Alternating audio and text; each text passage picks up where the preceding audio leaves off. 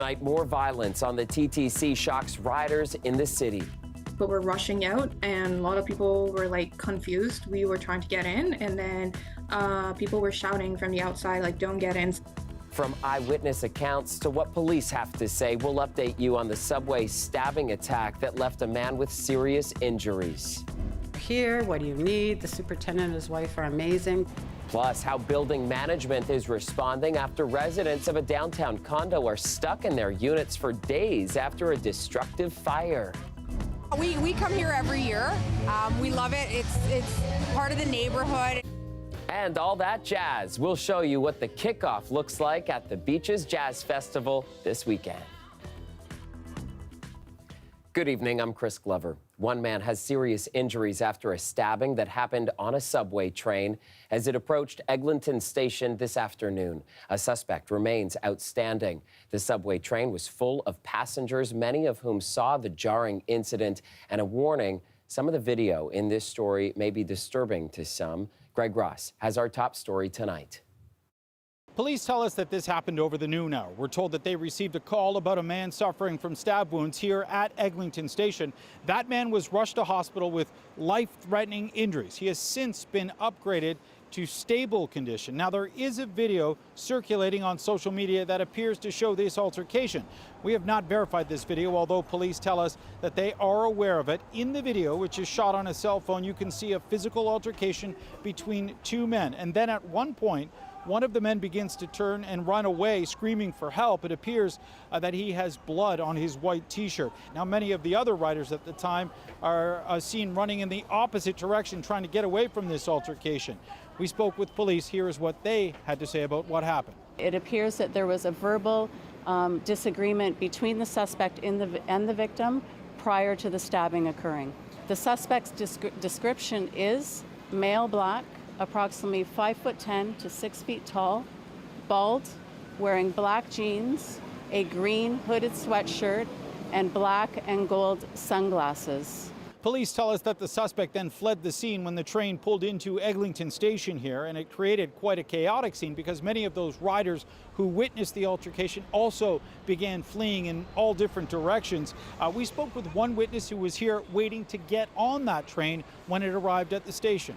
People were rushing out and a lot of people were like confused. We were trying to get in and then people were shouting from the outside like, don't get in. They were running out and they were saying somebody got stabbed towards the end side. So we weren't really sure what is happening until the police came and the medics came and they told us to evacuate the entire station. This comes at a time when we've seen a rash of violent incidents on TTC lines, and it has many who use the service feeling unsafe. As a result of this altercation, Eglinton Station was closed down in both directions all afternoon, forcing people to take shuttle buses to get to the next available stop. We did get a statement from the TTC. A spokesperson told us that their thoughts are with the victim at this time and that safety of their customers and employees is paramount. Greg Ross, CBC News, Toronto. And just moments ago, police releasing these images of the suspect. As police described there, he is described as being a black man between 25 and 30 years old, 5'10", with a shaved head and no facial hair. He was wearing a green hoodie with Gap on the front, black pants, black shoes, carrying a green backpack. In Brampton, Peel police have arrested a man in connection with the death of his 80-year-old roommate last weekend. 26-year-old Julius Adjigun has been charged with second-degree murder and arson endangering life. Crews were called to a residence on Pennyroyal Crescent shortly after 1:30 p.m. on July 2nd for a basement fire. They located an elderly man without vital signs suffering from significant trauma injuries, and he has been identified as Anthony Ambrose. The investigation into what led to this incident is ongoing. Back in Toronto, some residents of a downtown condo have been stuck in their units after a Tuesday fire destroyed parts of the elevators. The building is home to several people who use mobility devices who are hoping the issue is resolved very quickly. Delma Nukduk has the story. I am a social butterfly. I go out and I enjoy being with friends. which is why it's been especially tough on Jen Conroy, who's already canceled plans and has more lined up. Seeing family and cousins and whatnot, and we made reservations at a restaurant to just get together to see each other, and it may not happen. On Tuesday, there was a small fire on the 7th floor at 75 Cooperage Street. It set off the sprinklers, which put it out. Unfortunately, the amount of water damaged critical parts of the elevator. Conroy and her fiancé, Adam Cahoon, live in separate units on the 3rd floor and haven't been able to leave since. He's extra grateful for the food delivery person who dropped off a large order to get them through. Luckily, they sent an athletic DoorDasher, and I gave a better tip, so they walked up the stairs rather than saying, "I'm just gonna leave your food down in the lobby." But not every delivery person has huffed it up the stairwell. The office is filled with packages from couriers who didn't want to go the extra mile, leaving building staff to make the climb. We're here, what do you need? The superintendent and his wife are amazing. They're all over the building. Groceries are delivered here, delivering groceries to people. Just in general, just doing whatever they need help with. It's unclear when the elevators will be up and running. Wigwaman, which owns the building, says it expects the large company that installed them to be able to source parts quickly.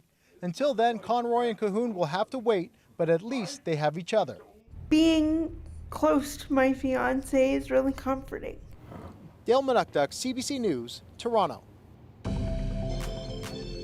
Another warm night as we look live at the city's skyline. Colette Kennedy is here with a first look at the weather, and certainly a change is on the way. Hey, Colette? Yes, Chris, we knew the change was in the air with that cold front coming in and the active weather surrounding it, some of the wet weather we're experiencing and have been experiencing. But before it could go through, another hot day, of course, and as it was kind of having its influence, you could see it was eastern Ontario that stayed into the sun and the heat the longest. Ottawa up to 33 degrees, Kingston 30, and then still some very warm temperatures all the way back towards southwestern Ontario, and some high humidity levels, but those coming down along with the temperatures, at least easing a little bit. Along that frontal boundary, still looking at some wet weather into the morning hours in eastern Ontario. Overnight tonight, it's much more isolated, and we'll have some cloud cover in the morning, but then we'll lose that as that will push on as well. So it shapes up to be a very nice day. Tonight, though, through the overnight, 19 degrees. Tomorrow afternoon, 27, but Chris, only feeling like about 30 to 31 as opposed to close to 40. And we'll take a look at the full forecast into the weekend when I come back. Yeah, but tomorrow is looking great. Let's dine out on that for a second. All right, thanks, Colette. A pilot project to allow drinking in some Toronto parks has been approved by the city's Economic and Community Development Committee. Next stop, a vote before full city council. We're following the lead of other cities who've done very well taking the pilot approach, because you learn a lot about your parks. You learn by that careful monitoring, if we are doing this on a citywide basis at some point in the future, are there gaps in the service that we need to fill and be ready for that? 2 more parks were added to the pilot at today's meeting, bringing the total number to 22. And the pilot proposal will now go to a vote before council on July 19th. If passed, booze in parks will be allowed from August 2nd until October 9th for those, of course, 19 and older. It's been a busy week so far for Olivia Chow as she prepares to take over as mayor next week. Today, she held another meeting, this one focusing on community-based crisis response teams. A pilot program has been underway for the last year in Scarborough. And as Ali Chiasson reports, Chow is interested in expanding it citywide. Instead of calling 911, people can now call 211. Today, Mayor-elect Olivia Chow met with health and social workers in Scarborough. They're discussing the Community Crisis Response Team pilot project. To celebrate their successes. It's been around for a little more than a year. The idea is you have teams of social workers and experts in de-escalation responding to crisis calls. We are really delivering the proper service at the proper time to the people that are in need, that are in crisis. It frees up busy 911 dispatch centers and the demands on police officers in responding to mental health calls. Mayor-elect Chow wants to ramp up the program. It only covers a portion of the city, unfortunately. And our aim is to have it cover all across the city. It was a success from the get-go. Number one, it was a very long overdue service. This was what was required in the community. The city partnered with the Tebu Community Health Center in Scarborough for the pilot project. They assembled the crisis response teams with experts who reflect the community. People are not coming in with uniforms. People look like you. People are speaking the language you're speaking. So that by itself has been a very good response from communities. Every situation is actually very different. We could have somebody who just had an issue being unable to take money out of their account, and that just kind of sends them over the edge. Or we have, police involvement and they call us. Or we have, somebody just having a mental health breakdown here in the community right at the mall here, and will be called. So we get a wide variety of calls daily. But it doesn't stop there. We help clients navigate the system.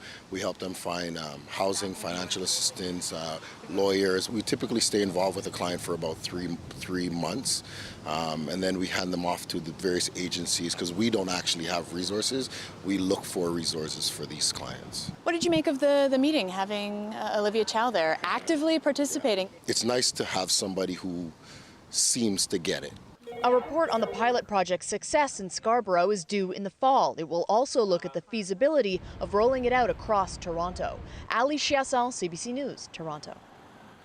Olivia Chow was also asked today about the province's plans for Ontario Place. In particular, Chow was asked about a report that indicates the province may need to expropriate land from the city in order to move forward with the redevelopment. Expropriation is a blunt instrument, and it takes time also, because what we don't want is to waste a lot of money in court. Chow went on to say that she is waiting to talk to Premier Doug Ford about the Ontario Place redevelopment. And an environmental report on the plans was released earlier this week, and it said the province may have to resort to expropriation if it can't reach an agreement to transfer land and water which is owned by the city. Now, the province wants to build a mega spa on the Ontario Place site, and Chow, of course, has indicated in the past that she is opposed to the plan and would withhold city-owned land to keep the project from moving forward. It's been months since the Doug Ford government removed thousands of acres of land from the Greenbelt for development. Some new residents and local politicians are wondering how soon the building could start and if there's still a way to stop it.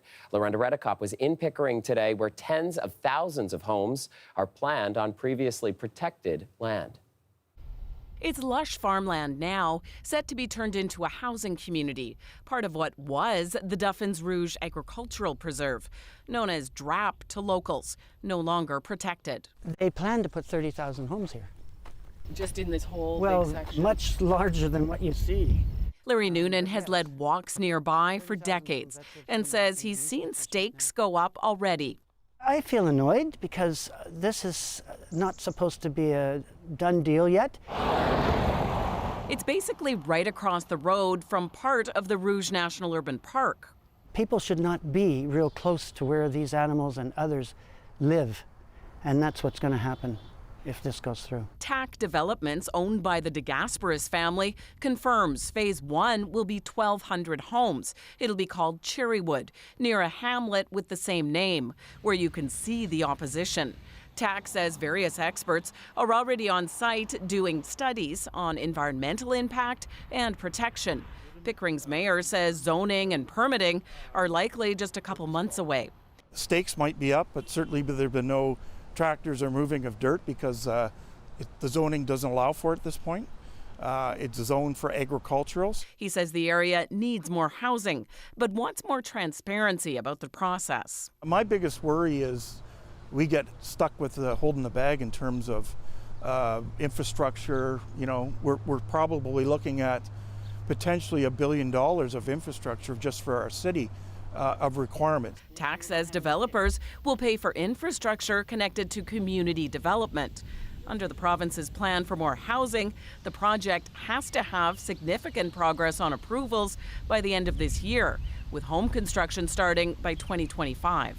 The next step for the federal government, it'll appoint a 3-person committee by the end of the month, looking at any potential impacts on the Rouge National Urban Park and areas such as species at risk.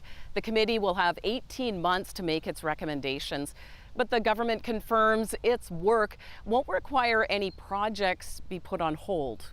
I'm worried that it won't come in time to save parts of the Greenbelt, and perhaps not in time for DRAP, because that's kind of the first on the chopping block. But if the plans remain, the former agricultural preserve could eventually have up to 70,000 people. Lorenda Reddekopp, CBC News, Pickering. Welcome back. Jazz and live music fans have something to celebrate tonight. It is the first official day of the Beaches Jazz Festival in the city's East End. And for the next 5 weeks, there will be tons of live music events, all culminating in the world-famous Street Fest. That's at the end of the month. And Tyler Cheese has a look at the first day.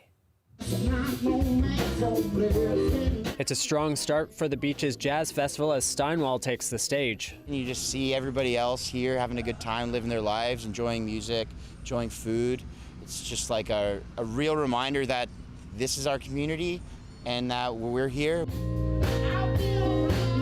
Lead singer Jackson Steinwall says the festival has been a tradition for him for a number of years. It's something that I was going to before I started playing it. And if I am not playing it ever, I'm still going to be there. So I look forward to it every year. And plenty of people came out to watch the show. We come here every year. We love it. It's part of the neighborhood. It makes the neighborhood like a small town kind of feel. These guys sound good and they had good reviews. So I thought I'd come out and see them tonight.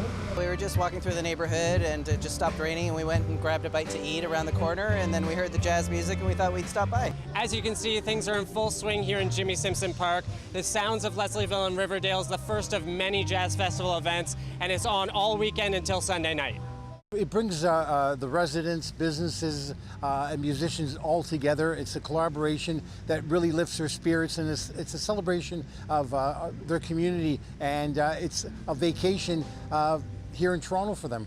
The Jazz Festival founder says the weekend will feature all kinds of music. We kick off with the big band series, and then we go into blues, Afro, Calypso, a whole variety of music that's entertainment for the entire family and all genres. And if you weren't able to make it out to tonight's event, there's lots more to come. Salsa on the Beach will be held at Woodbine Park from July 14th to 16th. TD and OLG are both sponsoring other weekend events. And of course, the Street Festival kicks off July 27th and runs till the 29th. Tyler Cheese, CBC News, Toronto. If Jazz Fest isn't for you, how about you bust out your salsa shoes? The Salsa on St. Clair is back this weekend, and our Toronto host Shannon Martin got a preview from event organizers. I've been coming to this festival since I was a kid, way before I worked with the festival, and what my family loved about it is that it was a way to really celebrate all your culture without really having any prejudice or any barriers. Everyone would come out no matter what culture they were a part of, and they would integrate themselves. The festival features more than just dance. There's also Latin music, food, and art exhibitions. And CBC Toronto is a media partner of the Salsa on St. Clair, taking place this weekend, July 8th and 9th. And it's going to run until 10 p.m. on Saturday and 8:30 on Sunday.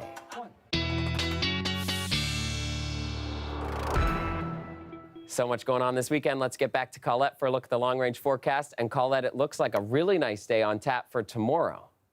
Yeah, so we'll look at these changes here, Chris, of what's happening as this cold front moves through. We're seeing that. We had the wind shift this afternoon more towards the west-northwest. And then what's this going to do? We know it's going to bring the temperatures down somewhat, but not that much. It's still summertime. It's still going to be some normal July-like weather. So just the isolated stuff still hanging on tonight. It does linger and is a little more organized into eastern Ontario, into even tomorrow morning before it passes along.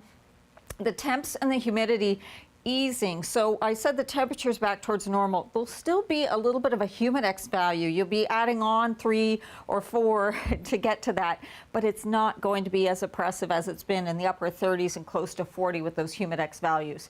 I do want to mention, and you might have been asking yourself this, and give yourself credit if you were, that with the change of our winds around towards the northwest, are we going to see the smoke coming back? Well, there does appear to be some smoke coming back. It kind of breaks around the GTA, but a little into southwestern Ontario, a little into eastern Ontario. So for that reason, towards Windsor, I'd expect you're going to be still into a moderate range for Friday. It should remain on the low side for the air quality health index, though, for Toronto. So some of that isolated stuff still pushing through. You can see in the morning hours where it is in eastern Ontario, some lingering cloud, and then that moves on. And it sets us up for a nice Friday. Then the next system that comes close by pushes some clouds into Saturday. A chance of some showers, especially for southwestern Ontario, but then getting into some better conditions later on the day on Saturday, and more the sun kind of pulling back out again. Temperatures then overnight tonight, yeah, more comfortable sleeping conditions that we're going to have through the overnight and tonight as well, all around the Golden Horseshoe. Maybe still holding on to 20 for an overnight low there in St. Catharines. 27, feeling like about 30 or 31. Saturday, the temperature's mid-20s, still pretty close to seasonal, and then a pretty nice start to the week next week as well, Chris. Finally, tonight, the Raptors made a couple of free agent signings official today, including one new face who already has a great impression of our city. You know, I really haven't got to explore, but what I see is nice buildings, tall buildings, stuff like that. It's real clean. It seems pretty clean here, honestly. So, you know, it's a dope city that I've heard. I got a few friends from here, so, you know, they're excited that I'm here, and I'm excited, so I just can't wait.